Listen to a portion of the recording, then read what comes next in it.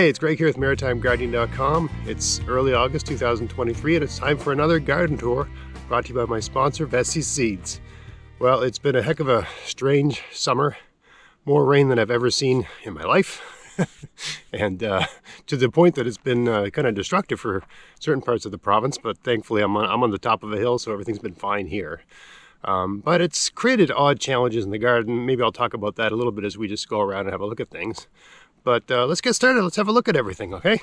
Got to do the tour in reverse this morning because of the angle of the sun. So normally I would be walking into the garden, but because of the sun is almost directly east now, because we're getting, things are coming around. We're not in the middle of summer anymore. We're getting to later in summer. Anyway, these are the potatoes that I planted outside my garden fence, and they're getting ready to be picked. Some of them are more finished than others, but they're still working away, so I'm leaving them alone. Lots of potatoes here. Moving into the garden, this here area is all Swiss chard. I had a bunch here growing under a tiny little dome very early in the season, and I've plucked them up and moved them, and I'll show you that in a second. They're adapting to that. Swiss chard start to become very tasty in September, October, November, so I really don't harvest or do much with them during the summer. So I got another garden where I've moved a bunch of them, and they're just starting to acclimatize to that move now. Same thing for these Brussels sprouts. They were all sort of clumped together in a tight little pile, and I've spaced them all out.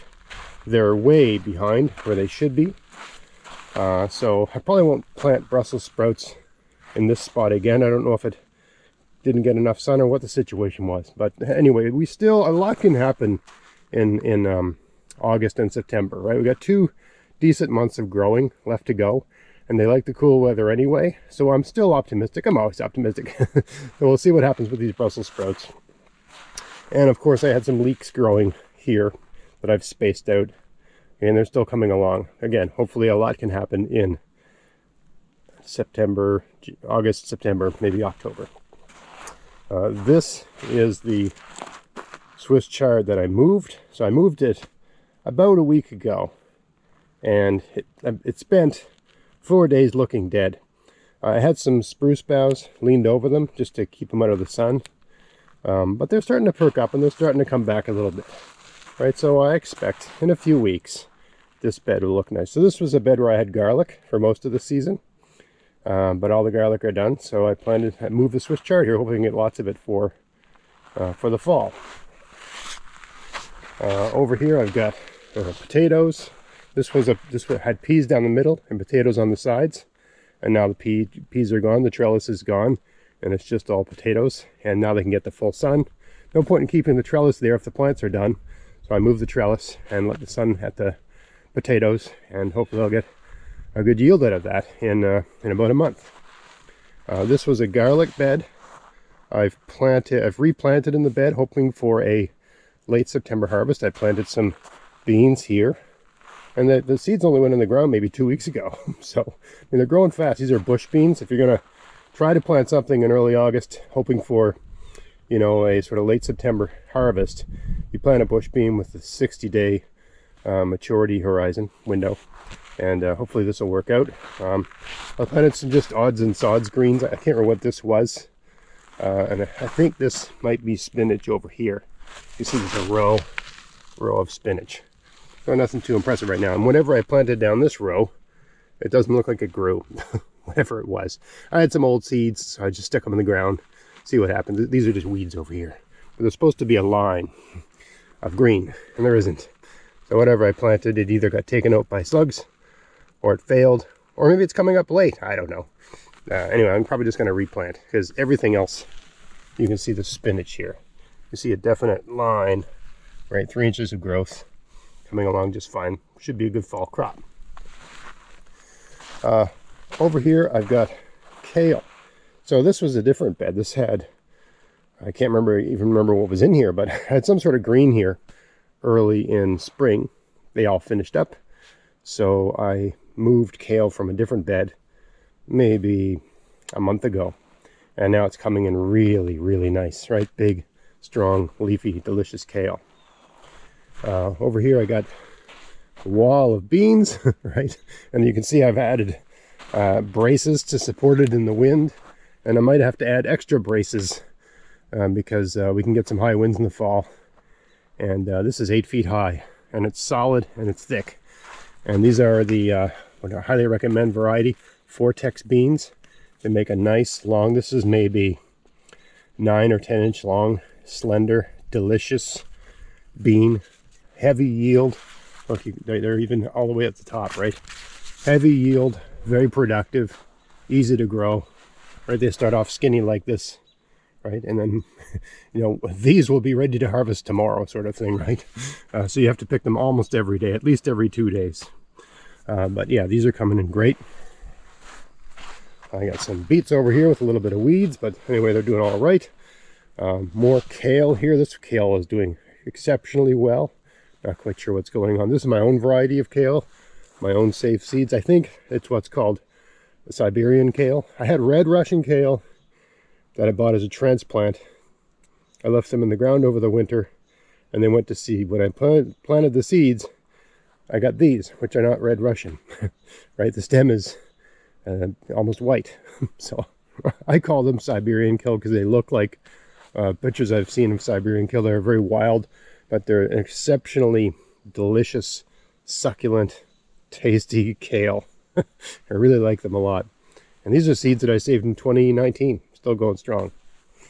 Here I got cucumbers, and at the base I've got parsley. Lots of cucumbers. I'm making, every 2 days I harvest them and make another batch of pickles in half-gallon jars, right? That's mainly, and you know, so what I do with my cucumbers is the ones that are the right size, I pickle, and the ones that are too big to pickle, I just use in salads and different things like that. I think, so I'm getting a decent yield off of this, but I think because it's not getting any afternoon light as the result of this wall of beans, I think they're not sort of achieving their full potential, right? But still, I'm getting all the, you know, like there's a certain amount of cucumbers I want, and all the cucumbers above that amount are sort of like a problem. So I'm getting just the red, even though these are underperforming, I'm getting all the cucumbers I want, right? Every 2 days I'm making a batch of pickles. And that's all the work I want to do. So it's all fine. Every 2 days I'm making a batch of pickles, and I'm having cucumber in a salad or some different cucumber food, right? So I'm getting, you know, I'm eating cucumbers almost a daily basis, and I'm pickling cucumbers every couple of days. That's all the work I want. So I'm fine with how productive these are. Tomatoes, these are the Amish paste tomatoes that I started indoors back in April. And they're about 3 feet high, maybe 4 feet high, the tallest of them. Various forms of staking or, you know, tomato cages, whatever, right? So they're starting to fruit out now, and I'm hoping they're going to be nice and productive. I got about 1, 2, 3, 4, 5, about 10 plants in here, which seemed sparse when I first planted them. But that's a lot of tomatoes, even though it's only 10 plants. That's a 4 by 10 bed, and 10 plants is about as, you know, because you don't want your tomatoes too thick, right? You want air and airflow and space and light and all sorts of things to prevent disease, to lower the risk of disease, right?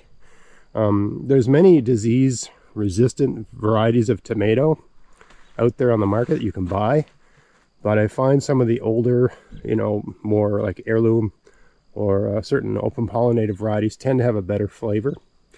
I did a podcast once with Lee Reich, and he talked about an article he wrote where he grew, I can't remember, all kinds of different tomatoes. And he found very few of them to actually taste good. Anyway, these Amish paste, which were recommended by him, are very good tasting.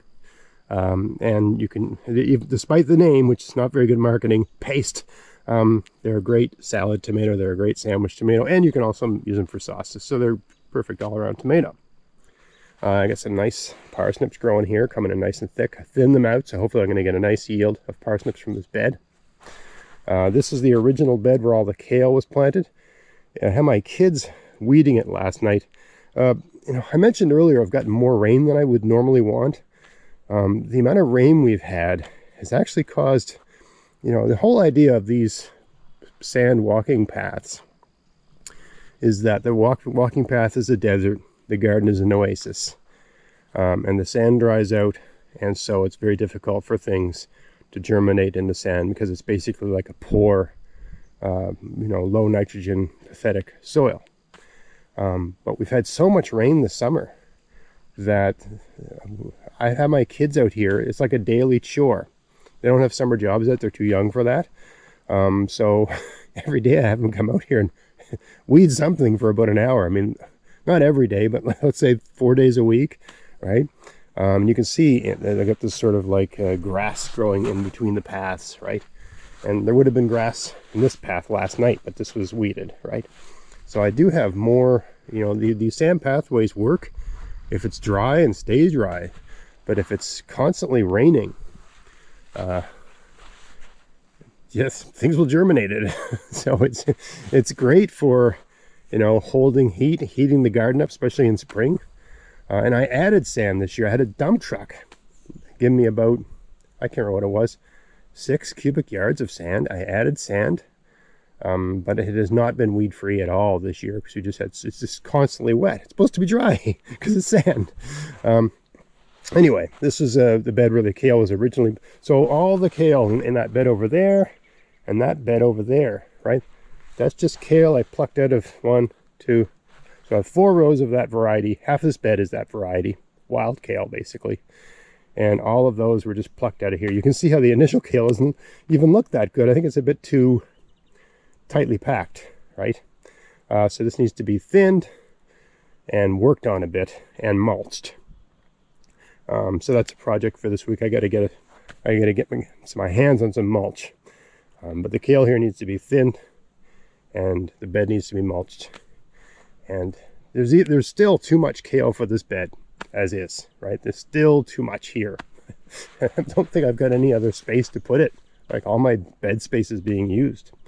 But anyway, you can, as I mentioned earlier, you can do a lot in August, September. A lot of growing can happen if you're proactive and you get things going. Over here I've got, this is Artwork Broccolini. So it gives you like, each plant gives you a head, and then you snap that off, and then each plant gives you like 2 or 3 heads, and you snap those off, and every time the heads are a bit smaller, right? So they're fine for using in stir fries and stuff like that. I wish I had a few more of them, but this is all I've got. So yeah, these are great. If you like broccoli, this is a great variety. I got a bit more parsnip over there. That's against the fence. I've got this unbelievable problem on this side of the garden with, of course, wild raspberries and blackberries coming in, different kinds of weeds, and I've got this unbelievably bad bindweed, right? Which makes pretty little flowers, but it just has a way of coming in and getting into everything. So this around here, this is all potatoes, right? But I'm not overly optimistic about the yield because the bindweed's been in here. But these potatoes are ready to harvest. I mean, look at this one. It's done, right? So the potatoes here are ready. But I don't know how much sun they got in the shadow of all of this bindweed, right? Which is going to be a pain to remove, right? None of this was here. Like I did not literally, last year and the year before, I did not have a bindweed problem along this fence. And now I do. And that's just, I find some years you have different problems in the garden, especially when you're living against a wild forest like this, right? But this year seems to be the bindweed year. I have to deal with it. It is what it is, right? Over here I got my raspberry plants. Kind of an odd thing here. I got half of them, as you can see, right? Half of them are short and stumpy, don't look so great. And half of them are 5 feet tall. So I don't know what's going on with that.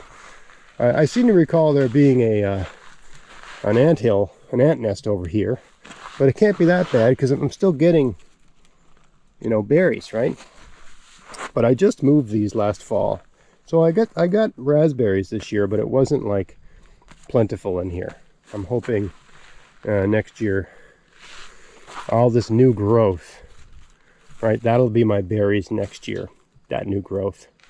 So I'm really optimistic about next year. Of course, I gotta deal with this frigging bindweed finding its way in here, right? It's just a non-stop irritating problem, this bindweed. And there's really no, once you've got it, you gotta deal with it, right? It'll just take over. Anyway, I can't deal with that right now. Stop. So anyway, assuming I can get the bindweed under control, I'm expecting great things from the raspberries for next year. Got some, last year I had sunchokes here. I thought I'd pulled them all out, and I planted potatoes. You can see the potatoes growing in here. But I guess I didn't get all of them, because clearly these are sunchokes. So I've been sort of cutting them off, you know, so that they don't get too big, because I want the sunlight to get in to help the potatoes grow. So when I'm harvesting the potatoes, because I don't want sunchokes to be here, I want them elsewhere in another part of my garden. I'll try to harvest them. I mean, people say sunchokes behave like an invasive weed. I find if you keep digging them up and you just stay at them, eventually you'll get them out of an area. They're really not that bad. Certainly not as bad as bindweed. So yeah, I mean, I have some sunchokes growing here. I didn't get them all out. That's okay. They taste great, and you know, these just showed up. But you know, I'll enjoy them. Over here, this was supposed to be an asparagus bed. I moved it and messed around, messed everything all up. So to salvage the space, I planted some beans. You can never have too much beans, right? Plan B for me is always beans. Plan B is beans. So these are these lovely Valero beans, kind of Romano style, an Italian style bean. They're delicious green beans, right? So I got those going on there. And I guess they need to be harvested. Get my kids out doing that, right? So I've got them everywhere. This is another bed that's sort of inundated with this unbelievable bindweed, right? Anyway, I've had to plant different rows of them because they've been attacked by slugs and stuff like that. But you can see they're coming in, right? I would have planted these maybe, a month ago or so, and they're already producing, right? So they're short. This particular variety of bean, I mean, this plant's only about a foot high, maybe 14 inches, but look at all the beans. And these are harvest size, right? These are, you know, 6-inch long, thick bean. And these are really good eating beans, really tasty. I love beans, right? Okay, so there's that.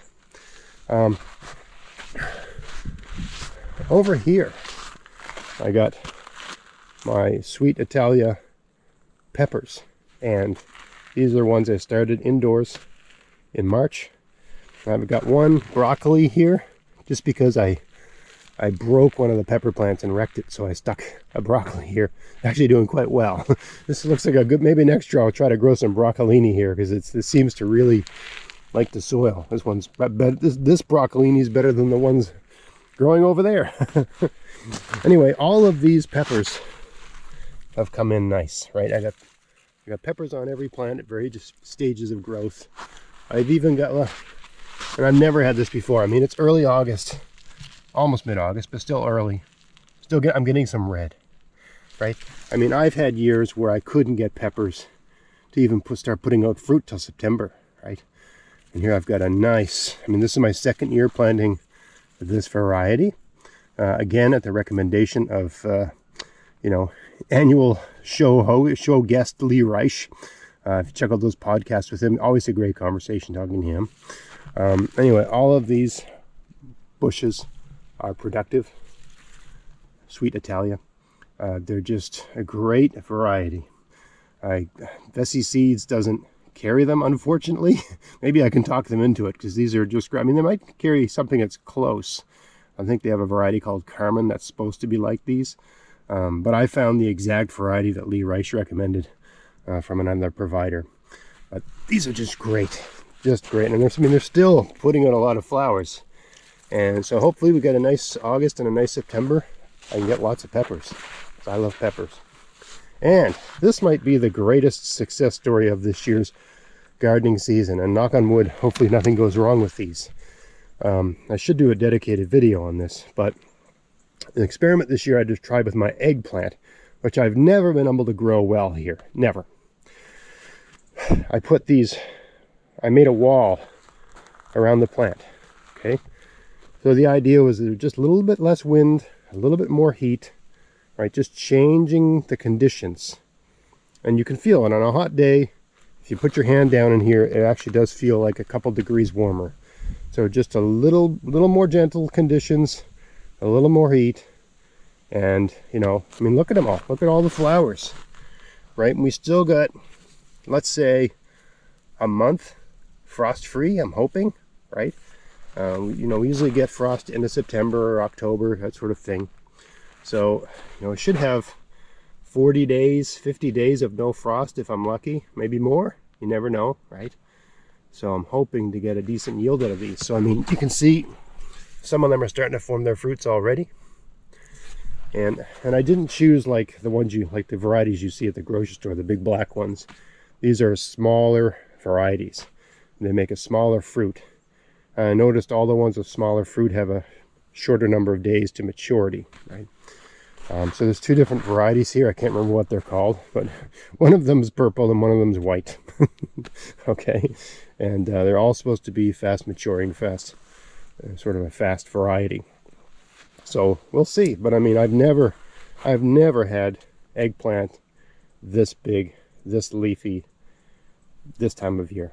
Never in all my years trying to grow them. So I think this, I mean, the combination with the sand holding heat, helping everything get warm. And also we've had, of course, this is the hottest summer in the world ever, in the, you know what I mean, on record sort of thing. So that's, climate change has been definitely a factor, I imagine. But I also think putting this thing around them has helped. Over here, the bed I've dedicated to growing squash.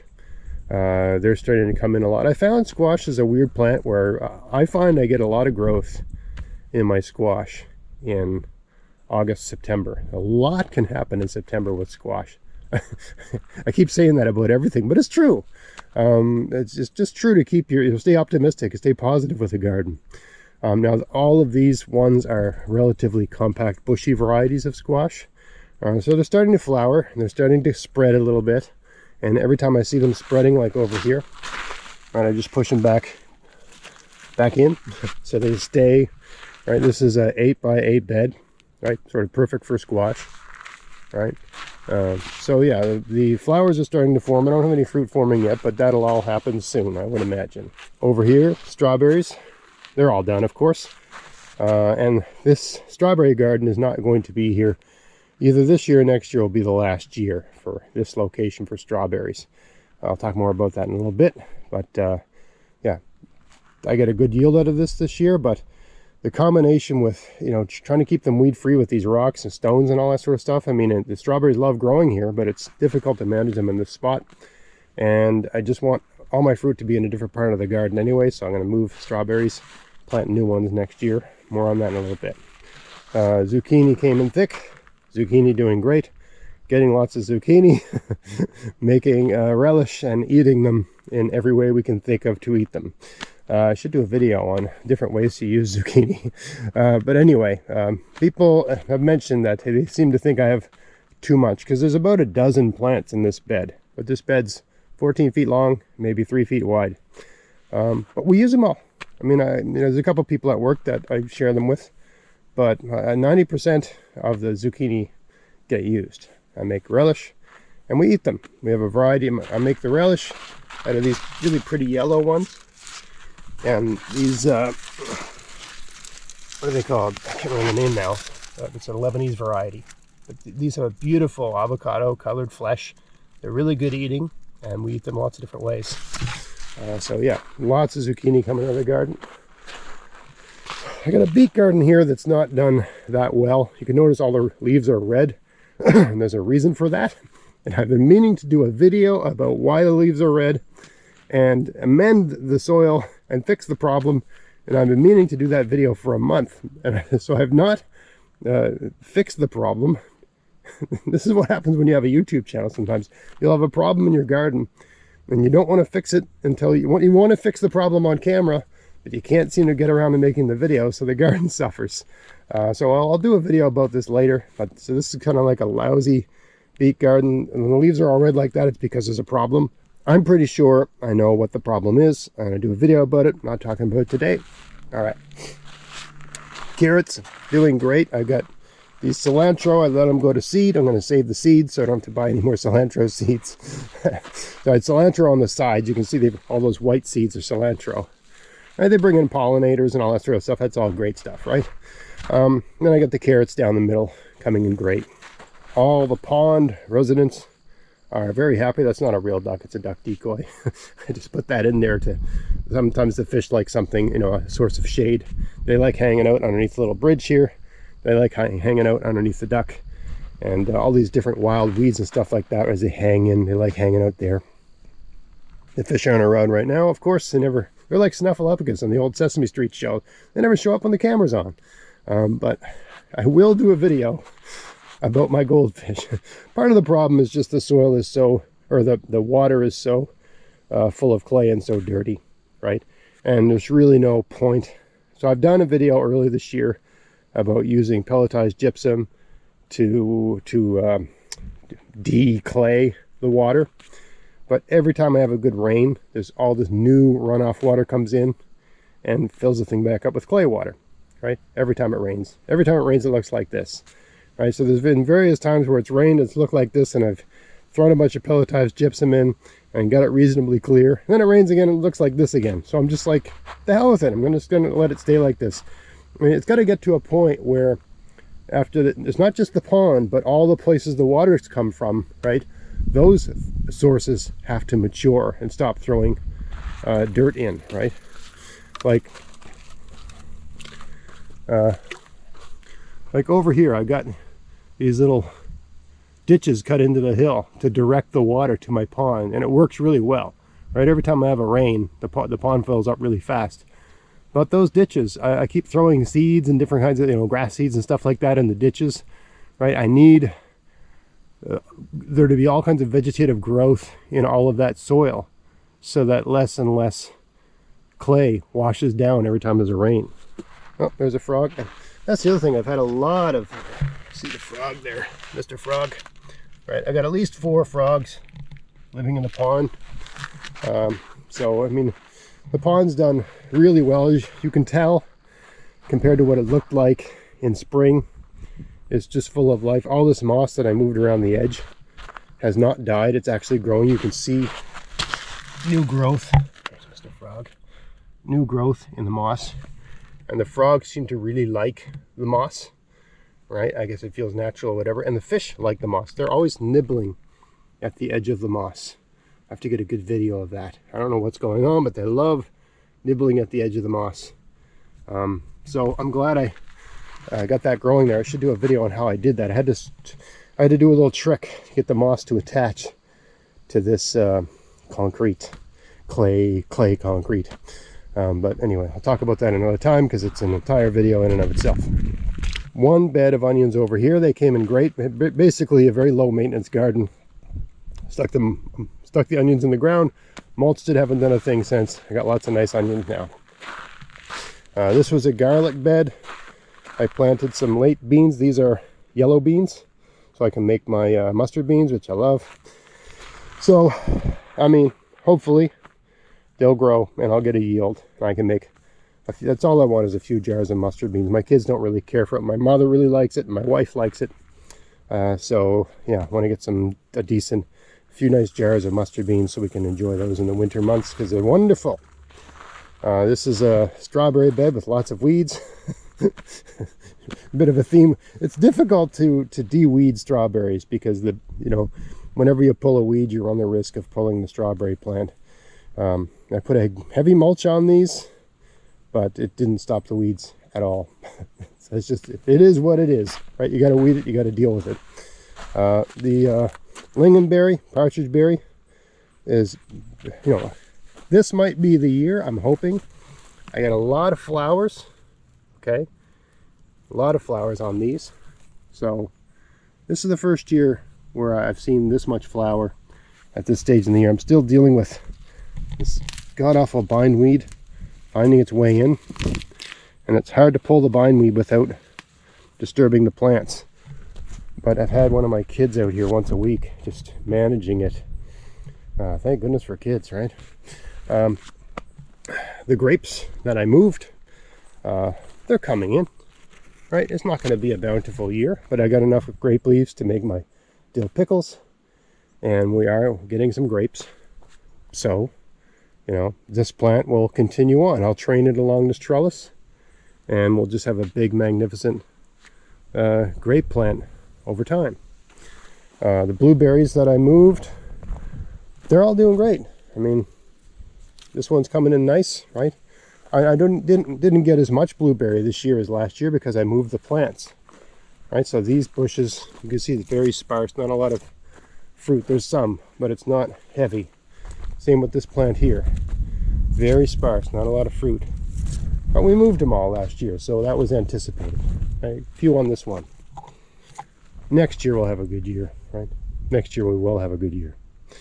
Got a rogue sunchoke. I had a sunchoke bed here last year, so there's a rogue sunchoke here. Apple tree, didn't get any apples this year. Had flowers, didn't go pollinated because this is the only apple tree in the garden right now. Well, the only mature apple tree in the garden, right? This is a Sweet 16. But that's okay. I mean, in a way, it gives the tree a break. Right, next year it'll be very productive. Hopefully we can get it pollinated. Pear tree, doing very good. You know, looking great. Pear tree that I moved last fall. And this is a new, what is this?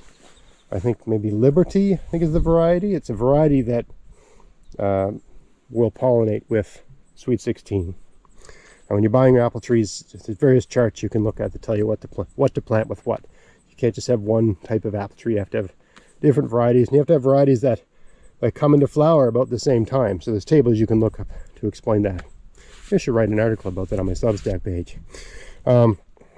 Anyway, so this thing was about 2 feet high when I stuck it in the ground, and now we're 4 feet high. Maybe next year we'll get lucky and there'll be some flowers, and we'll get some pollination and get some apples out of that other tree. I don't know. That's very optimistic. But these whips, I mean, I got to say, everyone I've planted has grown. And Vessi seeds, you know, the varieties they choose to sell tend to be pretty disease-free, pretty healthy plants. I mean, look at this apple tree. Look at the leaves. Look how healthy it looks, right? Right, they're always, you know, there's always new varieties of apple being developed, and the new varieties are developed to resist the diseases and pests that affect the old varieties. So it's better to have new apples than old apples, in my opinion, but not just my opinion, the opinion of many apple growers in the know. I didn't come up with that. I was told that by people that grow apples, and they're right, I think. And of course we got our Haskap berries, and these more bindweed, right? Haskap berries looking great, right? Lovage over here. So yes, lots going on in the garden. Just a beautiful garden this year. Little update here. So I'm up on the hill above my garden, okay? And there's a little terrace bed I planted years ago. And it's kind of weedy up here, as you can see. But last fall I planted sunchokes up here. And you can see they're growing. They're not growing anywhere nearly as well as the sunchokes down in the garden.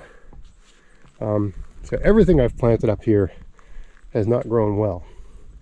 But for sunchokes, even though they're not growing well, I anticipate I'll have all the sunchokes I want.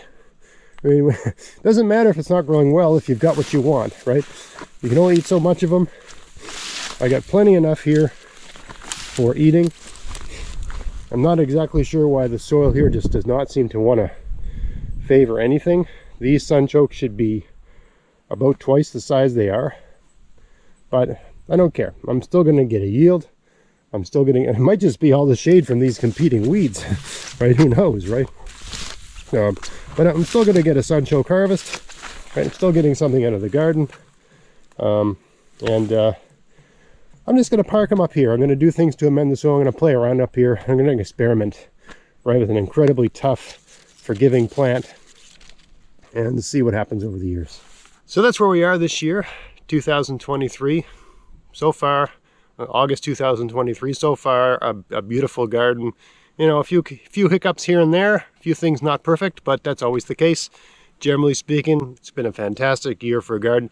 And, you know, for me, the big story this year was the ability to grow peppers and eggplants with greater success than I've ever seen, right? These are started in the window in my house. I think I grew very few of each thing, but I've got a lot now. And it's been pretty low maintenance, just keep them mulched. I haven't watered anything. We've had a lot of rain. And thankfully for me, the excessive rain we've had this year, which has been destructive in parts of the province, hasn't had any negative effect on my garden at all. I suppose I did lose a few garlic. I think some of the garlic got a bit too wet. And I felt like my garlic matured sooner than usual. Because with your garlic, you want it to get dry, and you want the dry late July to be dry, early August to be dry when you're harvesting your garlic. I didn't really get that. It was just wet, and more wet. So that was a bit of a problem. But I got all the garlic harvested. I got it all put away. I got the seed stock set aside for planting in late September, early October, and everything's worked out great. So all in all, it's been a great season. I really can't complain about anything. I still have lots to look forward to in September and October, and much more to do in the garden as always. So anyway, I hope you found this interesting. If you did, please like, share, subscribe. Check out my podcast at maritimegardening.com or whatever podcast downloading app you use. Check out my weekly article on Substack, maritimegardening.substack.com. And until next time, get out there, get at it, have fun in your garden. Thanks for watching. Hey, if you want to help support everything I'm doing here, go to Veseys.com to buy whatever you need for your garden this year. Use my coupon code GAVS23 to get free shipping as long as there's a pack of seeds in the order and there's no oversized items in the order. Check out the description box of this video for details. You can buy everything you need from Veseys. They have seeds, fruit bushes and trees, soil amendments, pest solutions, tools, clothing, and lots of other stuff too. So yeah, if you want to help support everything I'm doing here and they sell something you need, buy it from them using my coupon code, and happy gardening.